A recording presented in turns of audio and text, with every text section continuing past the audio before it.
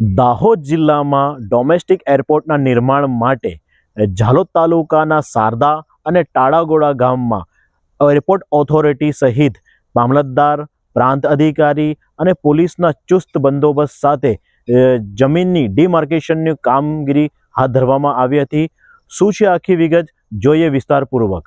હું છું વાજીદ પઠાણ અને આપ જોઈ રહ્યા છો U24 ન્યૂઝ ગુજરાતી।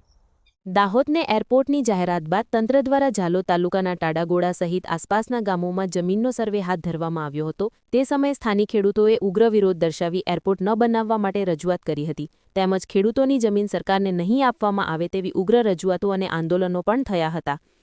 ત્યારબાદ શારદા અને ટાડાગોડા ગામમાં આવેલી જંગલની જમીન અને સરકારી પડતર જમીનની પસંદગી થઈ હતી અને તે સ્થળે એરપોર્ટ બનાવવા માટેની પ્રક્રિયા હાથ ધરાઈ હતી। જેના ભાગરૂપે આજે એરપોર્ટ ઓથોરિટીના અધિકારી, DLR વિભાગ, મામલતદાર, પ્રાંત અધિકારી, વન વિભાગ સહિતની અલગ અલગ ટીમો પહોંચી હતી।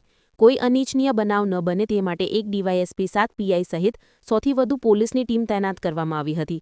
ચુસ્ત બંદોબસ્ત વચ્ચે 141 હેક્ટર જમીનમાં ડિમાર્કેશનની કામગીરી હાથ ધરવામાં આવી। જમીનની ડિમાર્કેશનની કામગીરીની પગલે બંને ગામના ખેડૂતો અને આગેવાનો આવી પહોંચ્યા હતા અને વિરોધ દર્શાવ્યો હતો, પરંતુ અધિકારીઓએ એરપોર્ટનો નકશો બતાવી એરપોર્ટની કામગીરી માત્ર જંગલની જમીન અને સરકારી પડતર જમીનમાં જ કરવામાં આવશે તેવી ખાતરી આપતા ખેડૂતો શાંત થયા હતા। પરંતુ ખેડૂતોમાં એક દહેશત એવી રહેલી છે કે પહેલા જંગલની જમીન અને સરકારી જમીનમાં કામગીરી કર્યા બાદ ધીરે ધીરે ખેડૂતોની જમીન પણ સંપાદન કરશે। જો ભવિષ્યમાં ખેડૂતોની જમીન સંપાદન કરવામાં આવશે તો ખેડૂતો ઉગ્ર આંદોલન કરશે તેવી ચીમકી પણ ઉચ્ચારી હતી। Bureau report, Wajid Pathan, U24 news Gujarati, Dahod.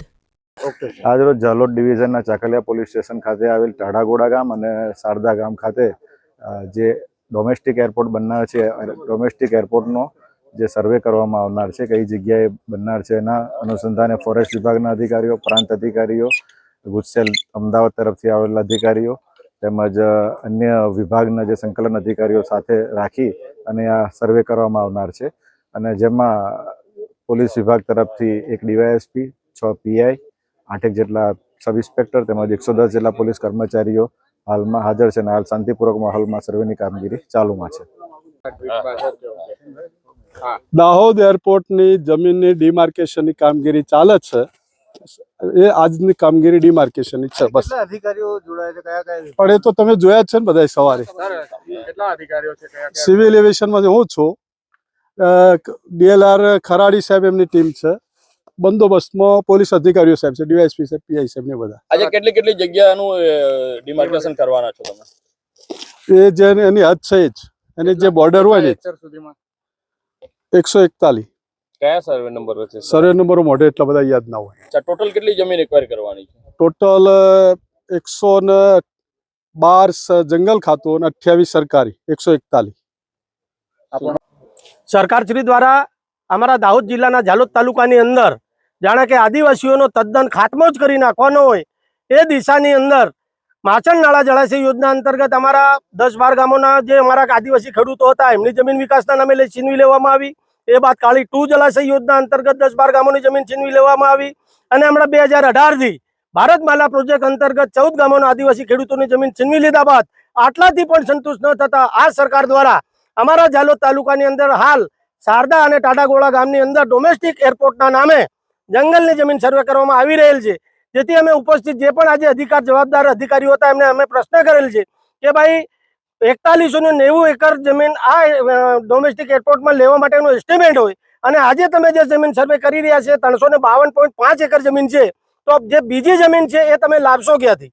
એટલે સરકાર કંઈક ને કંઈક ભોગે અમારા આદિવાસીઓનો ખાત્મો કરવા માંગી રહી છે, પરંતુ આ ડોમેસ્ટિક એરપોર્ટ બને એમાં અમારા આદિવાસીઓને કોઈ ફાયદો નથી।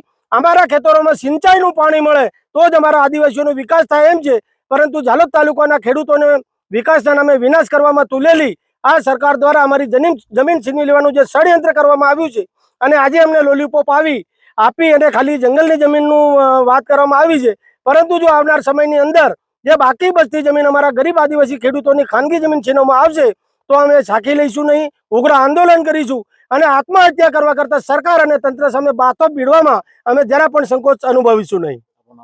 મુકેશભાઈ ડાંગી।